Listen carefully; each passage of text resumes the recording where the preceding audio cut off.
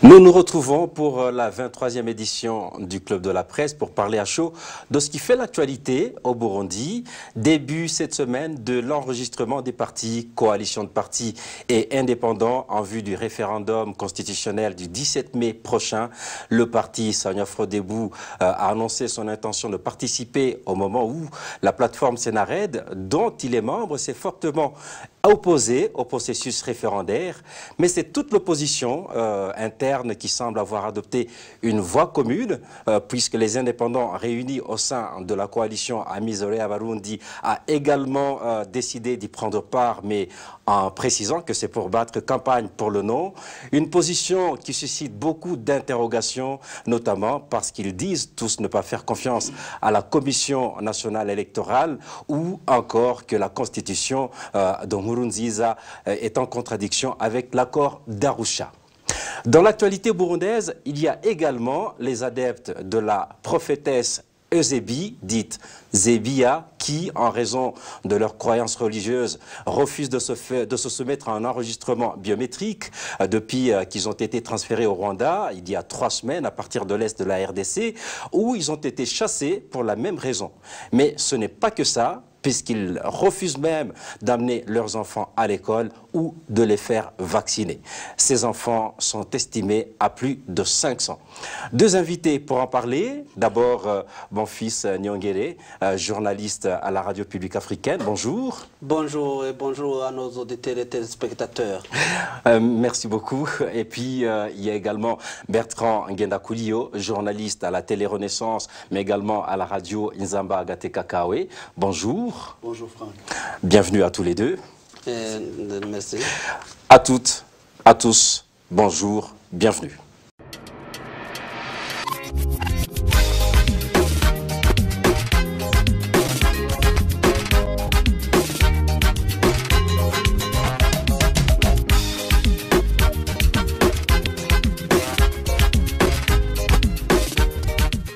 On démarre donc avec la politique, avec le parti Sahwanya-Frodebu, qui s'est engagé à participer au référendum constitutionnel pour sensibiliser à voter non, disent-ils, alors que la plateforme Amizore Abarundi, dont il est membre, s'y est fortement opposée.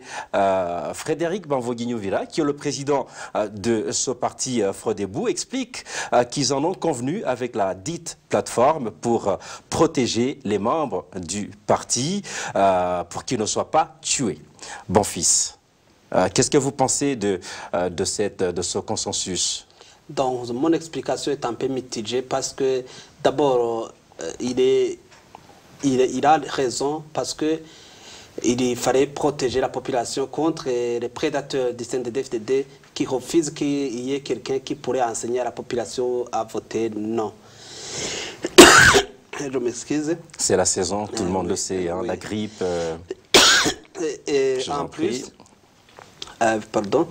plus, il y a aussi une autre raison de n'aller pas faire ce genre de propagande contre, de voter non à la Constitution, à la nouvelle Constitution. Pourquoi? D'abord, le parti CNDD-FDD a refusé ce que le gouvernement, même la police, a interdit que quiconque enseignera à voter non aura dépassé la ligne rouge. Même le président de la République l'a même dit à Bougendana lors de la campagne. D'un côté, le Sahwanya-Frodebu a raison puisqu'il fallait aller s'inscrire pour remplir toutes les formalités qui puissent avoir lieu pour que le référendum montre une face plus ou moins démocratique puisqu'il y a les participants de l'opposition. Mais il n'a pas raison. Pourquoi? Parce que le gouvernement et le CNDD-FDD a déjà refusé à quiconque pourra enseigner à la population de voter non. C'est-à-dire que c'est accompagner les mascarades du référendum, purement et simplement. Bertrand, des gens ont été tués, d'autres torturés ou emprisonnés pour s'être exprimés, ou même par simple soupçon d'être contre le projet de constitution. Est-ce que finalement l'objectif du Frodebu de protéger ses membres n'est pas fondé? Oui, d'une part, oui, et d'une autre, je ne peux pas l'admettre ainsi. Parce que des gens ont continué à être tués, à être malmenés, parce qu'ils n'ont pas opté à s'inscrire pour le référendum. Et aujourd'hui, le Frodéou, pour un peu épargner leurs membres, et les interpelle pour aller voter le non. Les deux situations, un peu confusion. Parce qu'aujourd'hui, avec l'environnement politique et sécuritaire qui s'observe au pays, rien ne garantit pas que les membres du parti Frodéou ou Amizero Yabarundi seront épargnés de cette barbarie du pouvoir de Bujumbura. Sauf qu'avant le décret présidentiel, les appels étaient verbaux, alors que maintenant, le décret est officiel. Est-ce que le décret ne les protégerait pas? Comme même les responsables des partis politiques qui se sont fait inscrire dernièrement, je peux parier qu'ils l'ont fait eux aussi par peur d'être victimes de ce genre de bavure. Aujourd'hui, ils interpellent leurs membres de se réunir et lancer de battre la campagne pour voter le non. Mais j'imagine qui va se présenter ce jour-là dans cette campagne qui sensibilise pour voter le non. J'imagine qu'ils seront surveillés aussi pour par après subir le même sort. On se souvient, hein, bon fils, du dernier cas de Simon Bizimana qui avait dit qu'il ne se ferait pas enregistrer simplement parce que sa conscience religieuse ne le lui permet pas. Mais il a été torturé à mort. Vous ne pensez pas que sensibiliser les membres du parti Frodéou, comme les autres, notamment de la coalition Amizero Yabarundi également, peut effectivement les aider peut-être à les protéger aussi?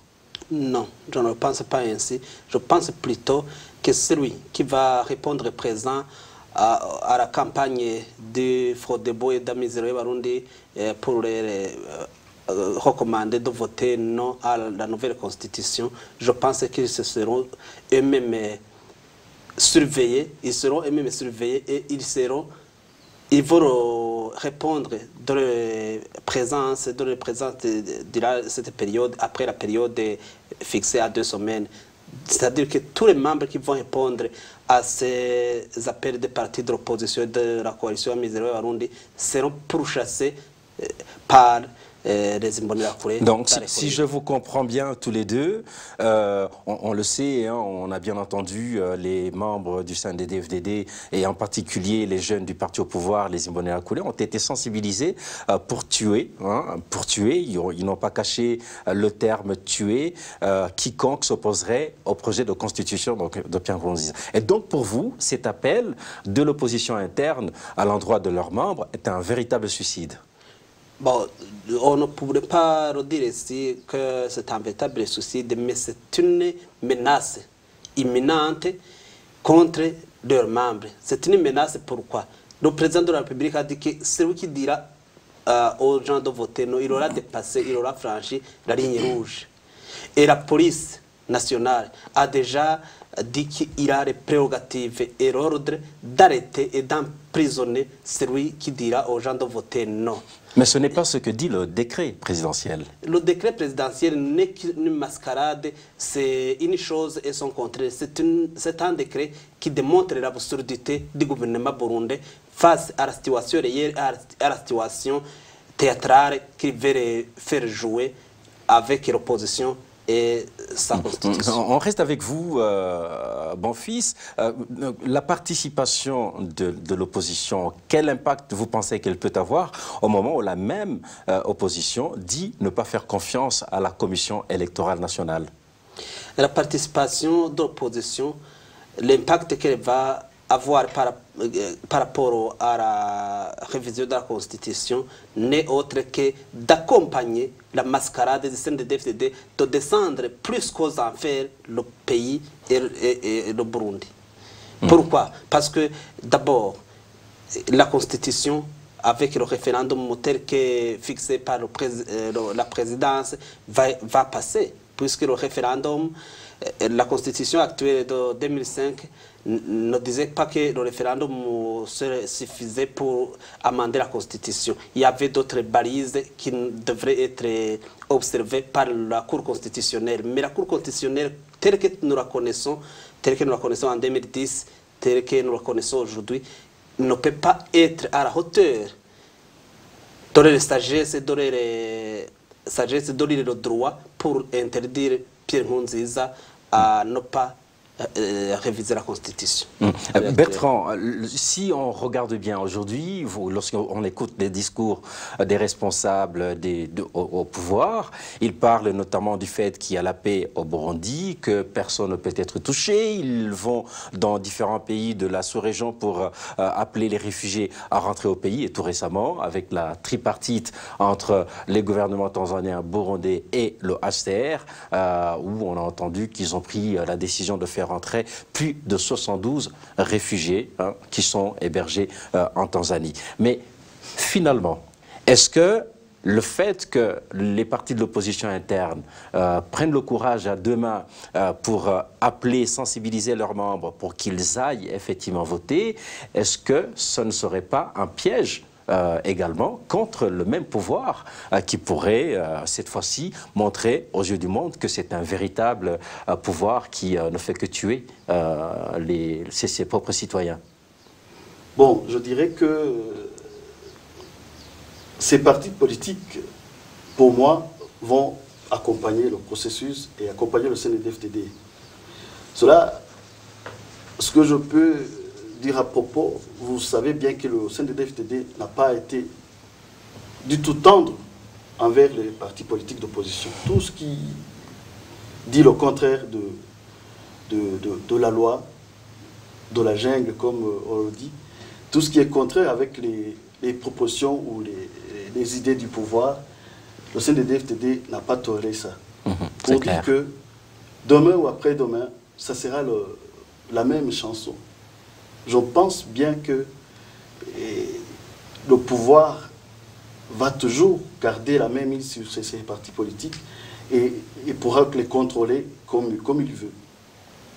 Sauf qu'aujourd'hui, quand il prononce des discours à l'endroit du pouvoir, notamment le Frodébu, ou quand vous écoutez également la plateforme Amizero Barundi, la coalition des partis Amizero Barundi, c'est des gens quand même qui disent être contre cette constitution. Vous pensez que le pouvoir a vraiment une mainmise sur ces partis-là? Bon, je dirais un peu que ces partis politiques n'ont pas de choix aujourd'hui. Voilà la situation, l'environnement politique et sécurité qui prévaut au pays. Tout le monde essaie de protéger sa maison. Alors, pour protéger ta maison, il faut respecter la loi du village. Il y a le roi qui est là-bas, qui dit il faut remplir les formalités pour voter le non ou le oui. Ah, tu dois adhérer. Et au cas contraire, si tu restes dans ta maison là-bas, j'imagine la suite.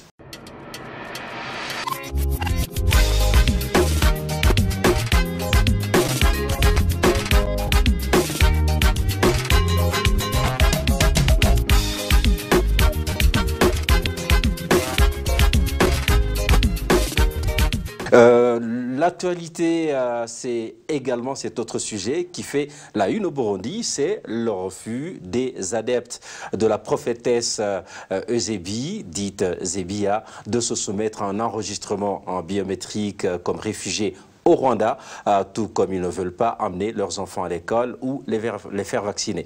Ils sont plus de 2500 à avoir quitté la RDC pour rejoindre le Rwanda au début de ce mois de mars. Alors, quelle issue pour ces gens qui s'opposent aux lois et règlements du pays qui leur accordent l'asile, mon fils?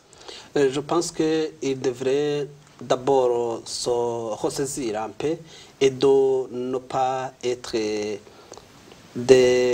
du moins, et de ne pas avoir une idéologie aussi qui les discrimine et même, puisque cette autodiscrimination de ces adeptes de la prophétesse Ézébi risque de faire descendre dans l'enfer et les réfugiés et les enfants. Pourquoi? Puisque... Est-ce que là, quand vous parlez de l'enfer, est-ce que vous ne... Qu'est-ce que vous appelez enfer finalement? J'appelle enfer, donc, parce que j'appelle enfer cette attitude des adeptes des ébis, cette croyance qui les empêche de ne pas observer les règlements et lois que les autres citoyens ou les autres réfugiés est obligés d'observer. Cette attitude qui les amène à ne pas être comme les autres, c'est une attitude qu'ils devraient abandonner. Ils devraient abandonner pourquoi? Il faut d'abord peser les conséquences qui vont être, qui vont avoir lieu lorsqu'ils vont refuser de se faire enregistrer au Rwanda. On a vu notamment des débordements il y a quelques jours avec la police et notamment l'interpellation de certains leaders des camps dans lesquels ils ont été accueillis. Oui, il y a des conséquences qui pourront être néfastes pour eux. Mais ce que je pense, moi, comme journaliste, c'est que le gouvernement rwandais et surtout le ministère ayant en charge les réfugiés devrait faire plus de sensibilisation à ces réfugiés, à leurs représentants, qu'il faut changer de mentalité pour qu'ils puissent d'abord se faire enregistrer biométriquement, puisque c'est leur ou le monde, c'est l'actuel du monde. Oui, c'est l'actuel du monde. Pourquoi? Parce que même les papiers de voyage, les cartes d'identité de plusieurs pays qui sont le permis de conduire, les permis de conduire, ainsi de suite, sont biométriques. Alors, il ne faut pas penser toujours dans le Moyen-Âge ou dans l'Antiquité, alors que nous sommes dans l'époque contemporaine. Bertrand, y a-t-il une cohérence entre le fait de ne pas respecter, de ne pas se soumettre aux lois d'un pays et en même temps demander à ce pays-là de leur prêter assistance? Est-ce qu'il y a une cohérence? Plutôt, ça sème confusion par voir que les exigences de ces adeptes des ébis, aujourd'hui, ils arrivent au Rwanda à voir la situation dont ils vivaient, les conditions dans lesquelles ils vivaient au Congo, qui étaient presque le calvaire. Et aujourd'hui, ils arrivent ici, la République démocratique du Congo n'a pas pu maîtriser ces réfugiés. Ils arrivent ici. Je me rappelle bien même la ministre de l'Intérieur avait annoncé qu'il va y avoir un dialogue entre ces services et ces réfugiés. Aujourd'hui, ils demandent l'asile et ne veulent pas s'enregistrer comme tout réfugié. Et la ministre a dit, s'ils veulent s'inscrire, ils sont les bienvenus. S'ils ne veulent pas, c'est pour, les Rwandais, il faut que les Rwandais soient protégés, premièrement. Il faut que ces réfugiés aussi soient inscrits biométriquement pour être reconnus. Donc pour la sécurité de tout le monde, leur propre sécurité, la sécurité des Rwandais, de leur entourage. Oui, effectivement.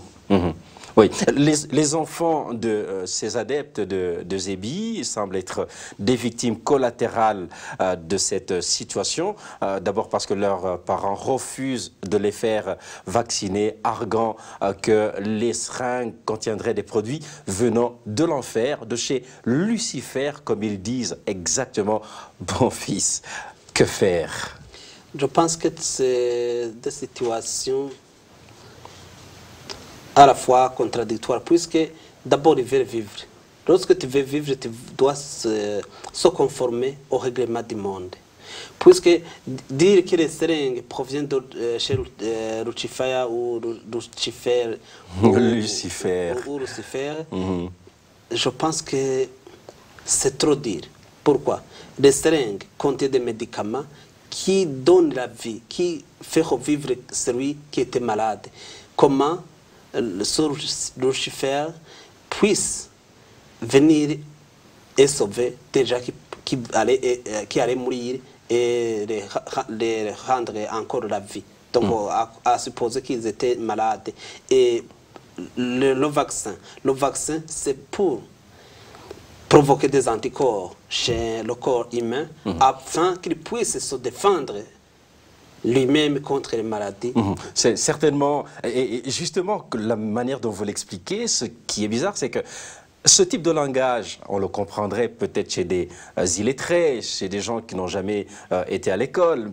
Or, parmi les adeptes de Zébi, de la prophétesse Zébi, il y a même des gens qui ont des doctorats. Mais comment comprendre cela?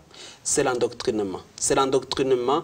Je comparerai l'endoctrinement de la prophétesse Zébi aux islamistes, Al-Shabaab, aux terroristes.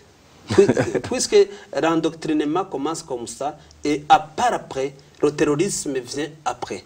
Mais l'endoctrinement, il faut combattre ce genre de pratique d'endoctrinement, puisque ça tue. Quand vous refusez à un enfant à aller à l'école, quand vous refusez à un enfant à se faire vacciner, demain, vous lui inculquez l'endoctrinement qu'il va porter une bombe demain après-demain et de se faire exploser là-bas pour qu'il puisse aller au ciel. Puisque c'est l'endoctrinement, et l'endoctrinement est un mot pour l'humanité et pour le monde entier. Bertrand, ces enfants sont estimés à plus de 500, ils ne vont pas du tout à l'école. Est-ce qu'il faut les laisser comme ça en raison des croyances religieuses de leurs parents, ou vous pensez qu'il faut impérativement faire quelque chose à leur endroit? Et effectivement, le Rwanda devrait se saisir du cas et essayer de voir comment encadrer ces petits-enfants aujourd'hui qui sont laissés par, je dirais, par leurs parents à cause des idéologies que je placerai particulières. Le Rwanda devrait un peu se saisir de ce cas, essayer de récupérer ces enfants pour les encadrer, pour les vacciner et pour une garantie d'une vie meilleure.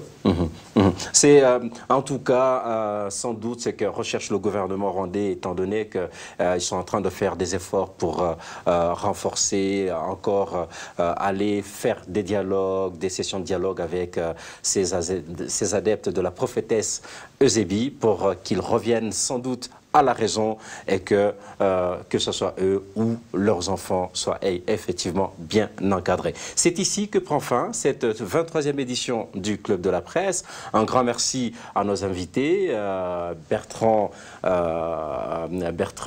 Ngendakuliyo, qui est de la Télé-Renaissance, mais également de la radio Inzamba Agateka Kawe.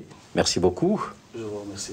Merci également à Bonfils Nyongere de la radio publique africaine. Merci encore une fois d'avoir accepté notre invitation, de participer activement à cette 23e édition.